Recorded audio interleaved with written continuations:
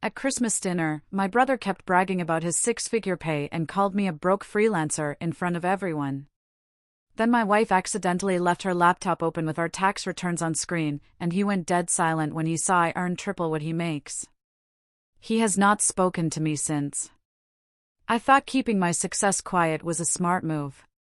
Turns out, it just made me a target. And one accidental reveal at Christmas dinner ignited a war I never saw coming. The air in my parents' living room was thick with roasted turkey and forced cheer that Christmas Day. Sarah, my wife, looked stunning in her deep green dress, but even her smile felt a little brittle as we braced for the usual family circus. I'm Michael, 34, and before last Christmas, my life, especially my finances, was a fortress. Not from shame, but from experience. In my family, too much information was always a weapon. I build digital strategies, marketing, branding, copywriting for startups. It's the kind of job that still makes people squint and ask, so what is it you actually do? Especially my brother, Daniel. He's 36, corporate finance. You'd never forget it, he'd ensure you knew, loudly, to anyone who'd listen. Daniel was always the golden boy, honor roll, varsity, internships handed to him. I was the creative one. It wasn't a compliment. It was what they'd say when I chose English over economics, or couldn't do rapid-fire math like him. Every holiday felt like a courtroom where my life was constantly on trial. My Aunt Linda would start with that same question, still doing that freelance thing? The tone reserved for something mildly contagious. A decade of eye rolls at my career choice, you'd think it would stop stinging. It never does. But last Christmas? It wasn't just digs. Something truly shifted. Sarah and I got to my parents' place around 4, loaded with wine, gifts, dessert. Sarah, in her deep green dress, looked incredible. I was actually looking forward to seeing my niece and nephew, finally old enough for piggyback rides. Mom was in the kitchen, already stressing about the ham. Dad barely glanced up from his obsessive wine pairing spreadsheet. No, I'm not kidding. Classic dad move. Daniel and Jessica were already there. He was on the couch, whiskey in hand, holding court. His voice boomed, just closed the quarter, 7% over target.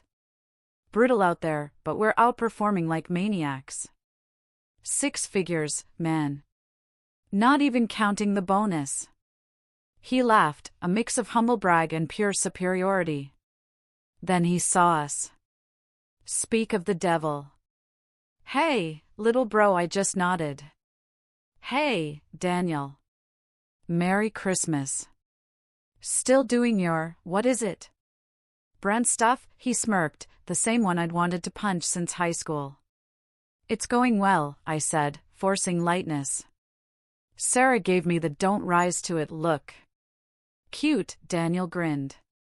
Don't know how you manage without a salary. I'd get ulcers. Need stability. Like planning my life. Before I could respond, Jessica chirped, it's so nice you get to work in your pajamas, though. So relaxing. I exhaled a laugh. This routine was their favorite. Every family gathering, same script, Daniel, the alpha provider. Me, the quirky character with the hobby job. I could have mentioned the European tech startup contract, easily worth more than his bonus. But that's not my style. I don't flash my money. Never have. Dinner was served soon after. Mom went all out, Pinterest perfect place settings, cranberry centerpieces, the works. The table was jammed with relatives. Then the grand finale, Daniel, popping champagne like it was New Year's Eve, insisted on a toast. Just so grateful this year, he announced, raising his glass. For family, health, and job security. Not everyone can say they've got a 6-figure income in this economy. He looked directly at me. It was subtle as a brick. A few awkward chuckles. Aunt Linda patted his arm, so proud, honey. Sarah stiffened beside me, her hand gripping her fork. I whispered, "It's fine."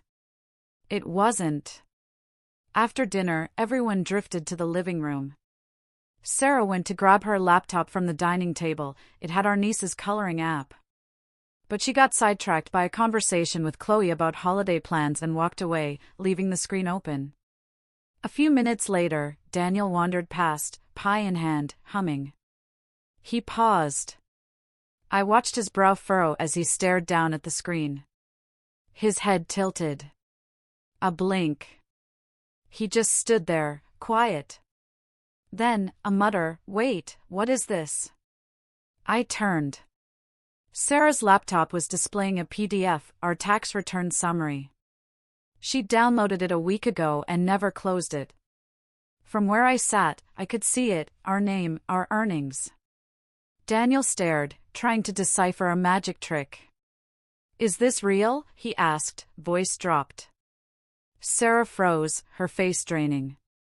I walked over slowly, casually reaching for the lid. Yep. Private document. Shouldn't be reading that. But he held firm. No, hold on. This says you made.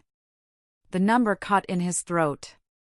His eyes flicked across the page, searching for a punchline. I shrugged. Had a good year. Triple, he breathed, barely audible. I didn't answer. He looked at me like I'd sprouted a second head. Then, wordless, he turned, walked back to the couch, and sat in absolute silence. He didn't speak to me the rest of the night. He hasn't since. But that wasn't the story. That was just the crack in the ice.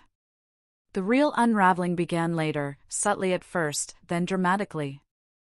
Daniel's silence wasn't just shock or embarrassment. It was something sharper. And over weeks, it morphed into a slow, bitter campaign that threatened to shatter more than just our brotherhood. That's where things truly got interesting. After Christmas, an unnatural quiet settled. I initially dismissed it as post-holiday fatigue. Figured Daniel was just privately nursing his pride, grappling with the broke freelancer little brother not being broke at all. But days bled into weeks, and the silence stretched. No group messages, no family chat jokes, no gym selfies. Just radio static. Sarah and I exchanged knowing glances, but we had client meetings and deadlines.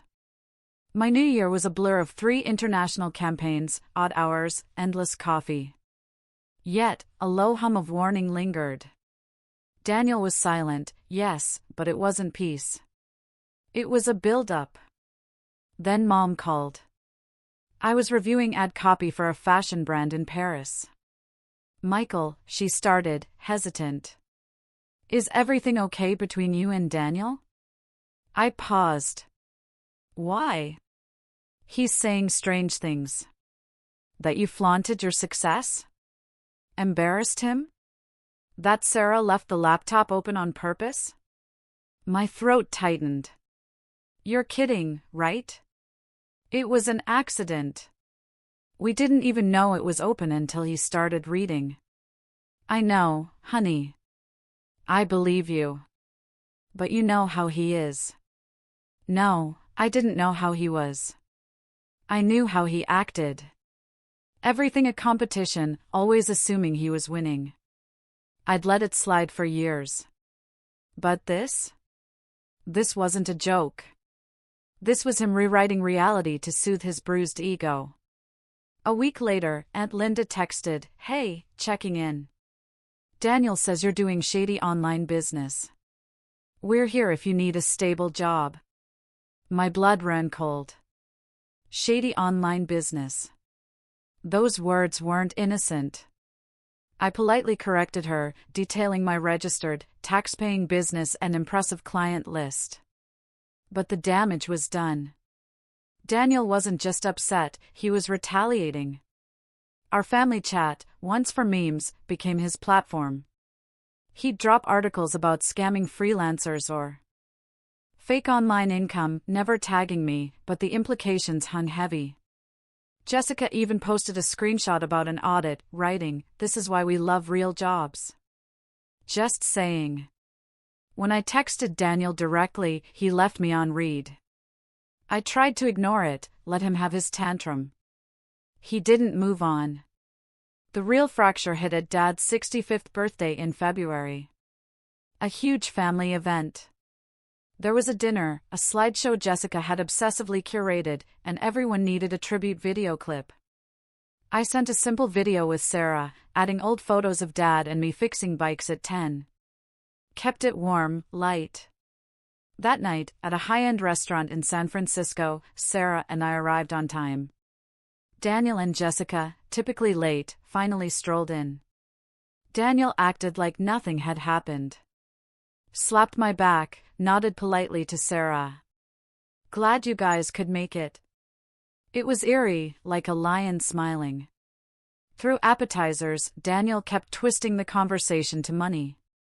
Asked if I still had the freedom to work from bed, if I'd gotten a real business license this year. Sarah silently sipped her wine. I gave him nothing, just nods and shrugs, but inside, I was seething. Then the slideshow. Family photos, old camcorder clips. Everyone laughed, clapped, teared up. Daniel grabbed the mic. "Just want to say how proud we are of Dad. 65 years of hard work. Setting an example for us all, what it means to be a man, a provider, someone who takes care of his family, who never cuts corners or hides behind trendy jobs or online facades." A beat of silence. Jessica clapped. Mom's smile was strained. My chest tightened. Later, leaving the restaurant, I caught Daniel lighting a cigarette outside. He only smoked when stressed. "What was that about?" I asked. He exhaled, staring into the distance. "You tell me." I waited. He stayed silent. "You're angry I make more than you," I said. "That's it, isn't it?" "You're a joke, Michael," he said, barely a whisper. "You sit in your little home office writing tweets for startups, thinking you're a big shot. Think you can skip the grind and win?" I stared. "It's not a competition." "Of course it is," he snapped. "Always has been." That's when it hit me. Not just money. It was his entire identity. His role in the family, the successful one, the stable one, the favorite son. And I'd shattered it, simply by quietly thriving in my own lane. "You've been lying to everyone," he added. "Acting like you're scraping by, then showing off like a king." I never showed off, I shot back. "You read something private, and now you're punishing me for your insecurities." He scoffed. "We'll see how long it lasts. Internet fads come and go." Then he walked away. I didn't say a word to Sarah on the drive home, but his words burned. 2 weeks later, Dad called, his voice odd. "Daniel's helping us with the family trust paperwork," he said. "Suggesting we consolidate everything under one financial advisor. Streamline it." My stomach dropped. "You trust him with that?" "Well, he is in finance." "Dad," I said slowly, "just be careful. You know what I actually do, right?" He paused. "You write ads." "No," I said flatly. "I manage digital strategy for tech companies. I handle legal compliance, privacy regulations, brand risk, scalable revenue architecture. I know how to read contracts. If you're changing anything legal, I need to see it first." Another pause. "I'll think about it," he said. But I knew. Daniel wasn't just trying to win a rivalry anymore. He was rewriting the narrative. His pride was wounded, and instead of healing, he chose to burn everything that threatened his throne. Then came the real betrayal. Not dramatic. A message from my cousin Chloe. "Hey, heads up. Daniel's telling people you're under investigation for tax fraud. Says your income's exaggerated. Might affect the trust." I reread it 4, 5, 6 times. Sarah walked in. "What is it?" I handed her the phone. She read it, then looked up. That's defamation. I nodded. It's more than that. He wants me out of the family finances. He's making me look like a liability. Everything I'd dismissed suddenly crystallized. This wasn't just pride. This was power. And if Daniel wanted a war, he'd chosen the wrong opponent. I'd spent a decade building narratives, managing perception, outsmarting people. I'd stayed quiet out of respect. Now, I was watching my name burn in slow motion. I wasn't about to let that continue. Not without a plan. Not without consequences. I didn't react immediately. After Chloe's message, I just sat motionless while Sarah fumed. My mind was static, disbelief, rage, humiliation, and a creeping "why does this hurt so much?" I knew Daniel was arrogant, competitive, condescending. But tax fraud accusations? Not petty. Not a jab. Calculated. He wasn't just gossiping, he was poisoning my name. And people were listening. Weeks later, I noticed shifts. My uncle, who once sought my crypto advice, stopped texting back. Dad sent a vague no smoke without fire message when I pressed about the trust. Even Mom, always the peacemaker, answered my calls with an edge, bracing herself. "It's just hard to know what's real, Michael," Mom said during one call. "Daniel said you're under investigation and haven't told anyone." Why would he lie? I nearly dropped the phone. Because he is lying. I'm not under investigation. That's insane. Did you even ask me before believing him? She sighed. You've always kept things to yourself. We never know what's going on. That hit hard. Yes, I kept my distance, not from malice, but because I knew too much information gave people like Daniel ammunition. I thought privacy was enough. That success didn't need performing.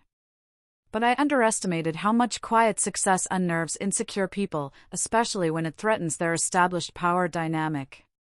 And I watched everything crumble. Overnight, I morphed from the quirky freelancer who somehow makes it work to a suspicious brother with fake money and legal problems. I felt the shift in every lukewarm reply, every prolonged silence. Even Sarah, my unwavering supporter, started asking hard questions. "Is your business too dependent on staying invisible?" she asked one dinner. "Maybe it's time to stop hiding your success." I just stared at my plate. I liked the shadows. Being underestimated. It gave me space to operate, free of noise, free of ego. I never wanted to be the loudest. I just wanted to build my life. But in this family, if you're not loud, someone else defines your narrative for you. A week later came my low point. On a Zoom call with a major U.S. e-commerce client, for whom I'd managed pre-launch strategy for over a year, they casually mentioned a compliance flag. "Routine," they said, "but we heard chatter from an old college connection, irregularities in your business filings." My stomach lurched. "Who?" I asked, voice steady. They didn't say. But I knew. Daniel had moved beyond family. He was digging through old classmates, LinkedIn, trying to nudge something into public view. Spreading whispers, designed to make people doubt me. I ended the call. Sat in my dark office, laptop glowing, for an hour. That night, I finally told Sarah I was beat. "This isn't just annoying," I said. "He's actually damaging my business. Tainting my name." Sarah didn't speak. She just squeezed my hand. "Then don't let him," she said. "Fix it, your way." And for the first time in weeks, something clicked. She was right. Daniel was loud, messy, public. But he was mistaken. He thought my silence was weakness, my subtlety passivity.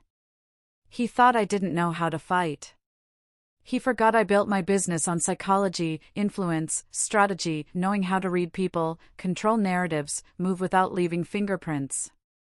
His castle was built on family reputation and LinkedIn quotes. Mine, on quiet, precise execution. This wasn't a misunderstanding. This was a campaign. So I started rebuilding, quietly. First, I went truly legal. Not emotionally vindictive, just real legal. I sent my business attorney everything, screenshots of Daniel's posts, the group chat digs, Chloe's message about tax fraud, even his vague threats at Dad's birthday. We drafted a cease and desist for defamation and business interference. I didn't serve it yet. It stayed in my back pocket. Next, my reputation audit. I privately called every major client. Asked about concerns, about whispers. Most heard nothing, but a couple had picked up chatter. From where? LinkedIn, industry gossip. Each time, I calmly, professionally explained things, no mudslinging. Their response was consistent: "You're solid, Michael. We trust you." But I pushed further. I started posting more on social media, case studies, behind the scenes, client testimonials. Not bragging, just visibility. Letting people see my work, how it works, why it matters. I built a minimalist website, a portfolio, strategy blog posts. Nothing flashy. Just presence. Then I told Sarah something that even shocked me: I'm going to start speaking publicly. She blinked. Conferences, podcast guest spots, I clarified. Interviews, thought leadership. Not look at me, but here's what I've actually built. It terrified me. I hated the spotlight. But if Daniel wanted to paint me as shady, I'd drown his lies in transparency. Then, the hardest part, my family. I wrote a 10-page document. Not an essay, a detailed breakdown of my business, earnings, tax filings, contracts. All verified, all legal. I attached the draft legal letter for Daniel. Sent it to my parents with a simple message: this is what I've built. If you choose to believe rumors over asking me, I understand. But this is the truth. Not just because I say so, but because I can prove it. Then I waited. The fallout was messy. Dad didn't reply for 3 days. His message was short: I didn't know. I'm sorry. I should have asked. Mom called, crying. Apologized, said she felt manipulated. Daniel sounded so certain, she explained. And Daniel? Silent. But I knew it wouldn't last. Someone whose identity hinges on being the best doesn't handle exposure well.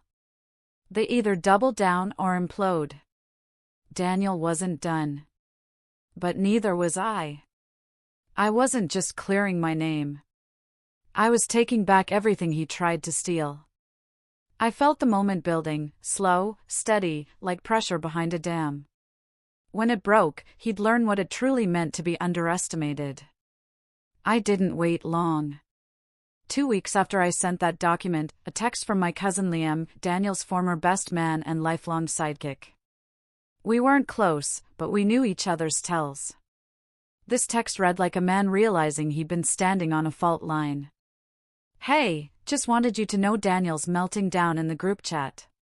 Went off about you hacking the family, turning everyone against him. Honestly, he's been weird since Christmas. You good? I read it twice. It confirmed my suspicions. Daniel was spiraling. Not because of me, but because his narrative was cracking, and he couldn't survive without being the protagonist. Still, I didn't reply. Not yet. I was still building, watching, collecting. I was out of defense mode. The silence had lifted. Clarity. And with it, control, something I hadn't felt in months. My next step: know exactly how far Daniel had gone. If I was exposing him, reclaiming what he tried to erase, I needed receipts. So, I started looking. It started with LinkedIn. I hadn't used it much, but notifications were still on. Buried in the archives, oddities. A recruiter message asking why I'd pivoted into dropshipping. A comment questioning my self-employed title. Both from users with no mutual connections. Both posted the same week Daniel ghosted the family. It wasn't hard to connect the dots. I called my friend Olivia, who worked in digital risk management. She owed me a favor. I gave her the summary, sans family drama. Can you run a light background trace? I asked. I need to know if someone's creating fake accounts or traffic tied to me. Olivia returned 2 days later with a goldmine, burner accounts, all created within 2 weeks, linked to an IP subnet used by a private finance firm. One account visited my website 32 times a single weekend, the same weekend my e-commerce client mentioned compliance concerns. She sent a time-stamped report. One IP kept reappearing. I looked it up. It belonged to Daniel's firm's headquarters. I stared at the screen, cold, pulse quiet. He'd created dummy accounts, posed as random users, quietly, deliberately, anonymously trying to smear me. Now I had proof. I saved, copied, uploaded everything to 3 cloud drives. I wouldn't rush. I wouldn't throw it in his face. I'd wait for the perfect moment. And that moment was close. A week later, Mom invited Sarah and me to dinner. Not a holiday, not a birthday. Just a casual get-together, her tone implying damage control. I said yes. Sarah gave me a look. You sure? I nodded. It's time. Before dinner, I called Chloe, the cousin who'd tipped me off. You going? Yeah, she said. Daniel's been extra weird, trying to act normal, but keeps mentioning his new promotion. New promotion? I asked. VP role at his firm. Final interviews next month.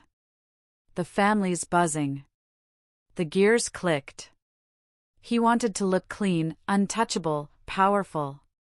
Of course. Reputation was everything in finance. An idea sparked.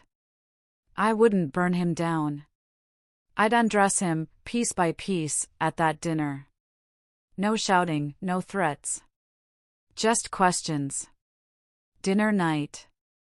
Sarah and I arrived 10 minutes early. Mom greeted us, doing her best nothing ever happened act, her specialty. Dad nodded, polite, distant, still rattled. The house smelled of roasted chicken and wine. 8 people already in the living room: Daniel, Jessica, Liam, Chloe, aunts, uncles. Daniel was mid-story, so then I tell the junior associate, if you don't understand the amortization model, maybe this role isn't for you. The room erupted in forced laughter. He saw me, paused, smiled. Michael. Glad you could join us. Sarah nodded. I nodded back. The evening played out like slow chess.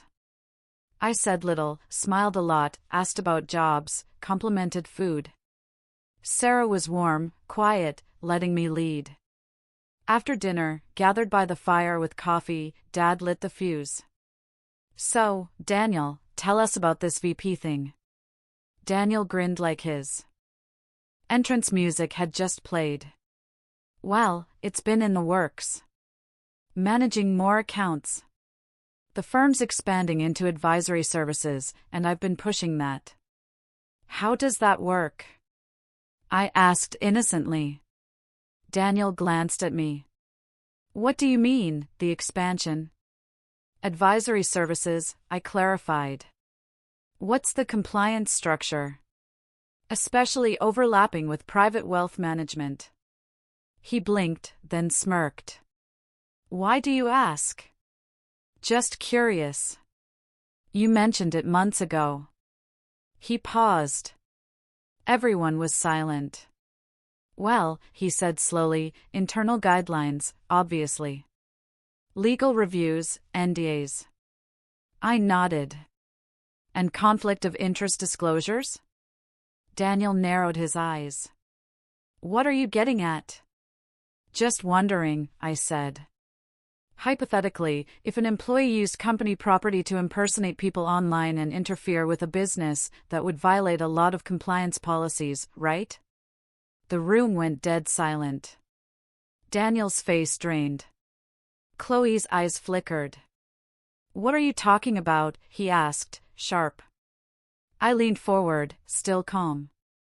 I have IP logs, timestamps, screenshots. For accounts, all from a proxy subnet tied to your firm. One accessed my website over 30 times. 2 posted fake comments, 1 messaged a client. All within the time frame you ghosted me after Christmas. Jessica shifted awkwardly. I didn't raise my voice. I just let the facts hang. I haven't done anything like that, Daniel said flatly. That's absurd. Okay, I replied. Good to hear. Because I have a letter drafted by my legal team. Haven't served it yet, but if any more rumors circulate, I'm prepared to escalate. The silence wasn't stunned anymore. It was afraid. Dad leaned back, looking at Daniel with doubt, an expression I'd never seen. Daniel laughed then. A forced, dry sound. You're bluffing, he said. I smiled. Am I? I pulled out my phone, opened the email, showed it to Dad. 1 page, headers, footers, signatures. He read it, looked at Daniel, said nothing. We should get going, I said, standing. Sarah followed, composed. As we walked out, Daniel didn't stop us. He knew he no longer controlled the narrative. He'd fired his shot. Now it was my move. But the full revenge? That was still coming. Not loud, fast, or showy. Patient. Surgical. I had the setup. Just needed the moment. And I knew exactly when. It took 6 weeks, not 6 days. Not an explosive confrontation. People like Daniel, who build their worth on image and control, don't collapse in one punch. They unravel, thread by thread, publicly, quietly, completely. My job wasn't to throw fire. It was to pull threads. After that dinner, my calm, emotionless presentation of facts, Daniel's silence spoke volumes. He didn't call, text, or deny further. He knew if he pushed, that legal letter would be served.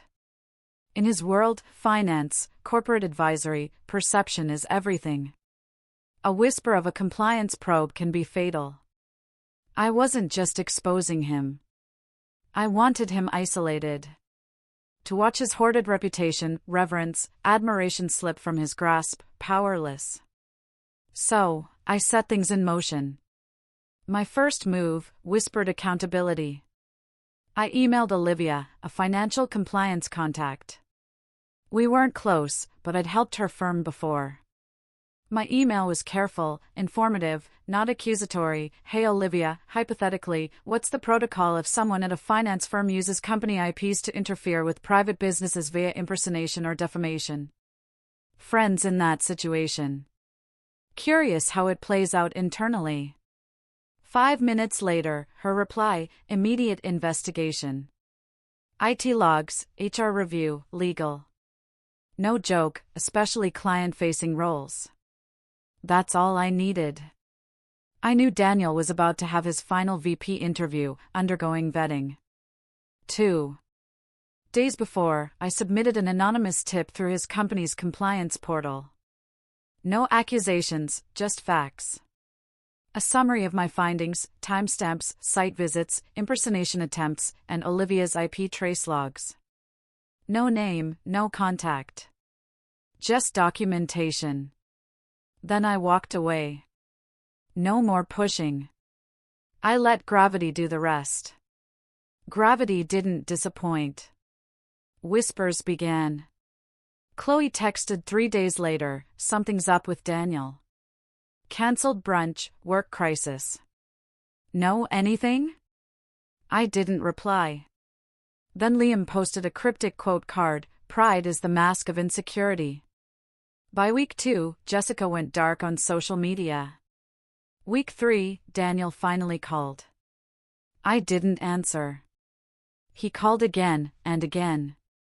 On the 6th ring, I picked up, not curious, but because I wanted to hear it. His voice cracked. "I don't know what you did, but they're reviewing everything. Emails, browsing, internal logs. Anonymous complaint. Do you know anything about that?" I said nothing.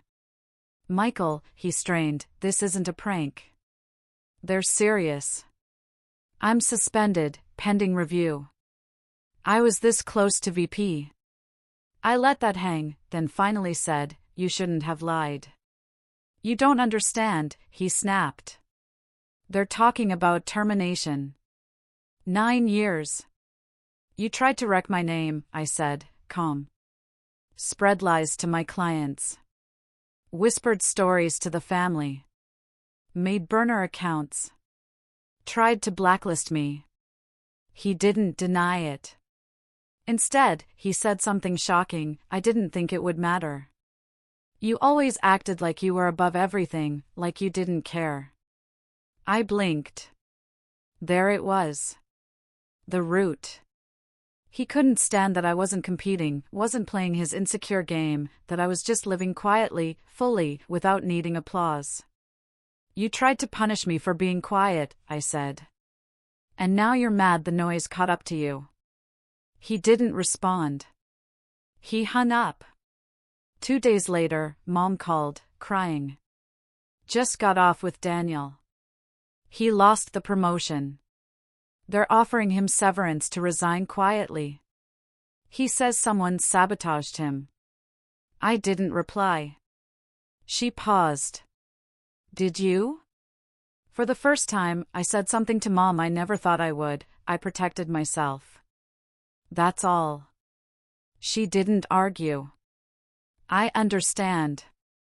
Then she hung up. The family dynamic shifted like tectonic plates. Jessica filed for separation. 2 months later, Dad, still shaken, asked me to review the family trust with him. Not Daniel. Quietly. Privately. Chloe and Liam both texted, apologizing for believing Daniel, for not asking questions. I didn't hold it against them. Daniel had always charmed a room. Now, he couldn't even get a table. Last I heard, he moved to Columbus, Ohio, a non-executive role at a second-tier firm. His name, once admired, was now whispered. As for me? My business doubled. That European tech startup asked me to join as a partner advisor. I gave a TEDx talk. Sarah and I bought a cabin in the mountains. For the first time, my family stopped calling me a freelancer. They just called me Michael. Daniel never called again. Not for my birthday, not for holidays, not even when Dad turned 66 and gave a speech ending with, "Some people build success.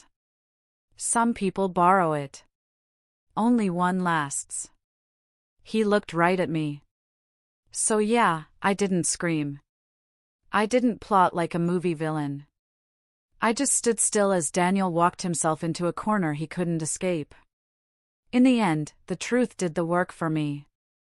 He tried to bury me with silence. Have you ever felt like you had to fight just to own your own story?